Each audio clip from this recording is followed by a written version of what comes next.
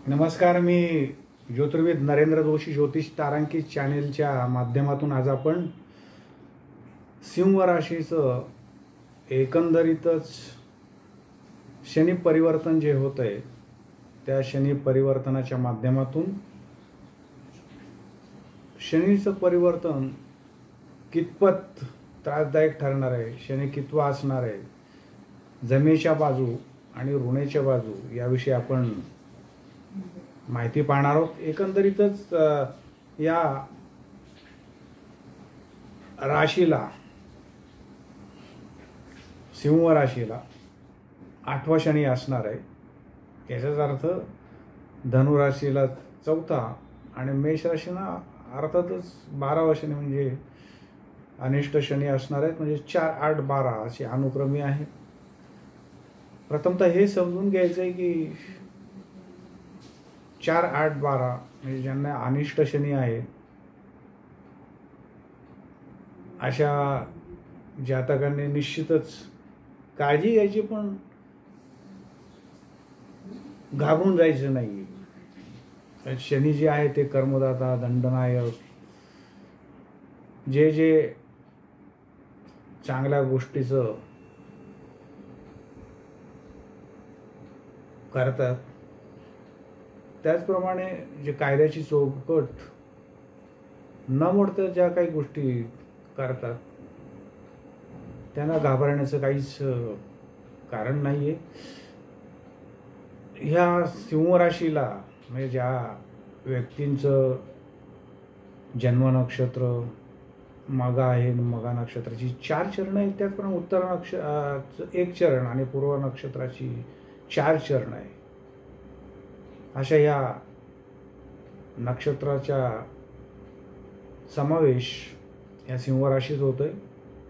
तर या राशीचा मुळातच राशीस्वामी सूर्य आहे आणि ही सिंह राशी जी आहे ती अग्नितत्वाची, आणि शनी महाराज जे ज्या राशीतून बदल करणारे मीन हे जे आहे कुंभ राशीतून मीन राशीत प्रवेश करतायत ते पूर्व भाद्रपदा नक्षत्रात 3ऱ्या चरणातून त्यांनी प्रवेश केलाय. त्यामुळे ह्या सिंह राशीच्या प्रथमतः आपण जमेच्या कोणत्या बाजू आहेत हे समजावून घ्या. तत्पूर्वी आमचं चॅनेल आपण नव्यानेच पाहत असाल तर सबस्क्राईब करा, जेणेकरून आमचे येणारे व्हिडिओ आपल्यापर्यंत पोहोचण्यासाठी हे करणं गरजेचं आहे. चला तर पाहूया. सिंह राशीचं एकंदरीतच जरी अनिष्ट जरी असला तरी पुन्हा एकदा अधोरेखित करतोय तर आपण आपलं कर्म, धर्म, दया, क्षमा, शांती या सगळ्या गोष्टी ठेवल्यास संयम, सहनशीलता, सबुरी, श्रद्धा, काळ, काम, वेग या सगळ्या गोष्टी निश्चितपणे आपण लक्षात घेतल्यास ही शनीची अनिष्टता 8वा शनी जो आहे तो 2.5 वर्ष राहणार आहे. बोल म्हणता हा शनी संपणार आहे. चला तर पाहूया आज आपण या जमेच्या बाजू कोणकोणत्या आहेत. एकंदरीतच ज्या व्यक्तींच्या सर्वसाधारणपणे कागदपत्रांची संदर्भ येतोय, जे त्यांना कागदपत्र जी आहेत ती त्यांची जपवणूक करण्याची, वारसा हक्काने मिळालेली जी कागदं आहेत ती वरचेवर तपासण्याची, त्यात जर काही वादविवादाचे न्यायप्रविष्ट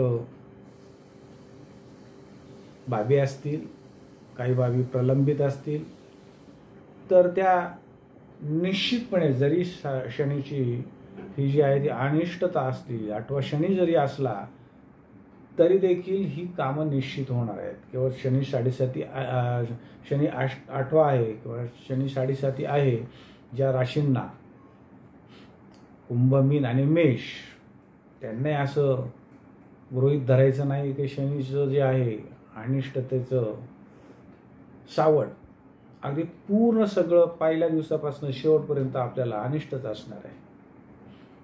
हा अप अँड डाऊन, वर खाली असा ग्राफ आलेख हा असणारच आहे. त्याच्याशिवाय काही गोष्टी ज्या आहेत आपलं कर्तव्य काम ते तावून सुलाखून निघाल्याशिवाय त्यातनं जे काही सोनं निघणार आहे ते 100 नंबरी निघणार आहे. त्याच्यातनं आपलं जे आहे ते कर्तव्य जे आहे ते झळाळून निघणार आहे, कर्तव्य झळाळून निघणार आहे. तर या सिंह राशीच्या काही व्यक्तींना त्यांच्यावरती जर काही कायदेशीर भ्रष्टाचाराच्या संदर्भातून आरोप झाले असतील, आळ आला असेल, तर निश्चितच त्यांच्यावरती जो काही आळ आलेला आहे तो आळ या येत्या 6 महिन्यात निश्चितपणे तो दूर होईल. त्यांचं तुम्ही समाधान करून देऊ शकाल, तसे पुरावे आपण देऊ शकाल, अशी परिस्थिती निर्माण होणार आहे. त्याच्यानंतरचा फक्त आरोग्यविषयक जे स्त्री जातक आहेत त्यांना काही बाबतीत पोटाच्या संदर्भातले विकार जे आहेत त्याच्यापासून सावध राहावं लागणार आहे. तर काहींच्या बाबतीत असं होणार आहे की पोटाचे जुने जे काही विकार होत आहेत त्यापासून त्यांना राहत दिलासा निश्चित मिळणार आहे. ज्या गोष्टी आपण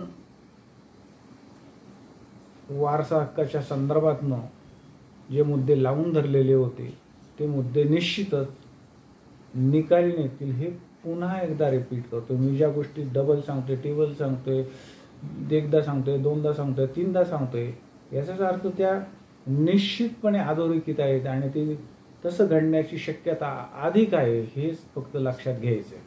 आता या सिंह राशीच्या व्यक्तींनी एकंदरीतच कोणकोणत्या बाबी अशा आहेत की त्यांच्या ऋणीच्या आहेत किंवा त्यांनी त्यापासून काळजी घेण्याची गरजेची आहे की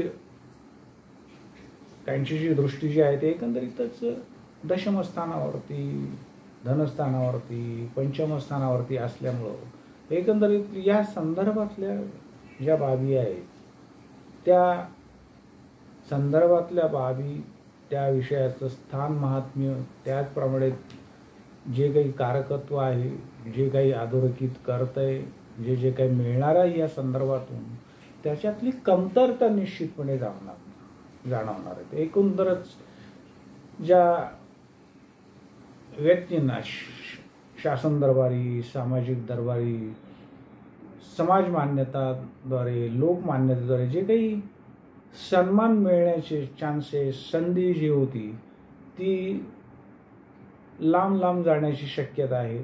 त्याचप्रमाणे नोकरी, व्यापार या ठिकाणी आपला मात्र कस निश्चित लागेल. आपण कोणत्याही गोष्टी या भरवशाच्या वरती ठेवून चालणार नाही. त्याचप्रमाणे ज्या व्यक्ती राजकारणात आहेत, सत्ताकारणात आहेत, त्यांनी देखील या बाबी लक्षात ठेवणं गरजेचं आहे की आपल्या बोलण्यावरती नियंत्रण ठेवणं गरजेचं राहणार आहे.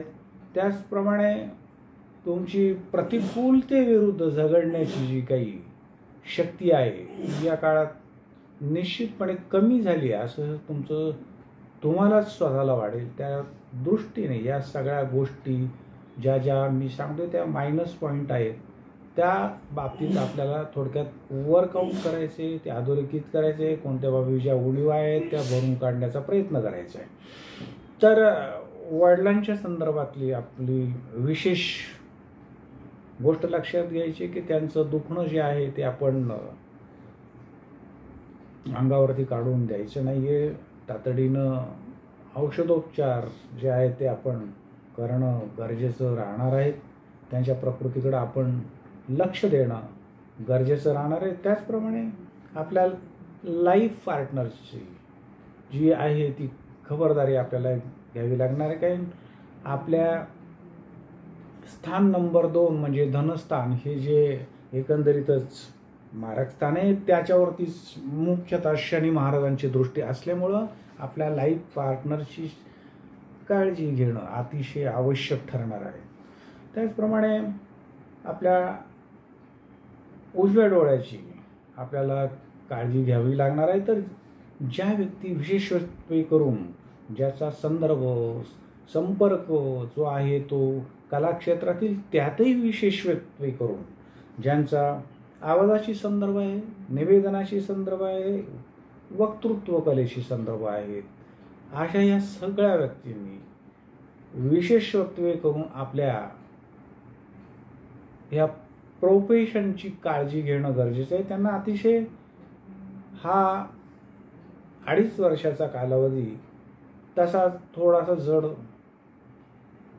जाणारच आहे. त्याचप्रमाणे विशेषत्वे करून घसा, मान, जीभ या संदर्भातल्या विकारांपासून आपण सावधानता बाळगायची आहे, काळजी घ्यायची आहे. त्याचप्रमाणे आपल्या खाण्यापिण्याच्या ज्या वेळा आहेत त्या सांभाळण्याची गरज आपल्याला राहणार आहे. त्याचप्रमाणे कोणतंही आरबट चरबट आपण खाणं हे टाळलेलंच बरं, हे आपण लक्षात ठेवायचं. त्याचप्रमाणे ज्या व्यक्ती कलेच्या क्षेत्रातील आहे त्या कलेच्या क्षेत्रातल्या संदर्भातल्या संधी आपल्या या कालावधीत कमी होण्याची शक्यता आहे. त्यांचे जे कॉन्ट्रॅक्ट्स असतील ते कॉन्ट्रॅक्ट्स पुढं फायनल होण्यासाठी जो कालावधी असतो तो प्रोलॉंग होण्याची शक्यता आहे, त्यात अडचणी निर्माण होण्याची शक्यता आहे. त्याचप्रमाणे एकूणच काही आर्थिक लाभांवरती आपल्याला त्याचं मार्जिन कमी झाल्याचं निश्चित दिसणार आहे. तर त्याचप्रमाणे ह्या गोष्टी ज्या आहेत ते आपल्या पंचम स्थानांवरती शनी महाराजांची दृष्टी असल्यामुळे संततीच्या संदर्भातले आपले खटके निश्चित त्यांच्याबरोबरती उडू शकतात. त्याचप्रमाणे आपण शिक्षण क्षेत्रात असाल आणि शिक्षणाच्या माध्यमात असाल, आपण विद्यार्थी दशेत असाल किंवा शिक्षण क्षेत्रात आपलं कामकाज असेल, तर या संदर्भातनं आपण निश्चित आपल्याला विद्यार्थी म्हणून जर असेल तर अभ्यास करण्याची जास्त गरज असणार आहे. तर शिक्षण क्षेत्रात कामकाज करत असाल तर तिथं आपल्याला काम करताना अडथळे येण्याची शक्यता आहे. एकंदरीतच ज्या ज्या बाबींचा मी हा उल्लेख केलेला आहे त्या बाबी घडतीलच अशातला भाग नाही आहे, पण त्या घडू शकतात. शकल्या तर आपली मानसिक स्थिती, आपली मनाची तयारी उत्तम असायला हवी. यासाठी हा सगळा भावार्थ आहे.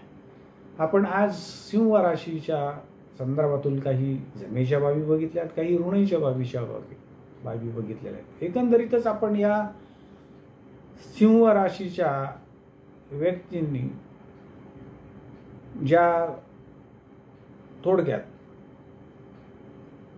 सत्ता राजकारणात आहेत, त्याचप्रमाणे आर्थिक क्षेत्रात आहेत, त्याचप्रमाणे जे गायक आहेत, ज्यांचा वक्तृत्व कलेशी संदर्भ आहे, जे कलाक्षेत्र आहेत, ह्या सर्व व्यक्तींनी मात्र जरूर काळजी घेण्याची आहे. हा आजच्या ह्या व्हिडिओचा मुख्य सारांश आहे. आजची आपण ही सिंह राशी बघितली. आमचं हे चॅनेल आपण सबस्क्राईब केलं नसल्यास सबस्क्राईब करा, लाईक करा, शेअर करा. पुढच्या व्हिडिओच्या वेळी भेटू. तोपर्यंत नमस्कार, धन्यवाद. श्री स्वामी समर्थ.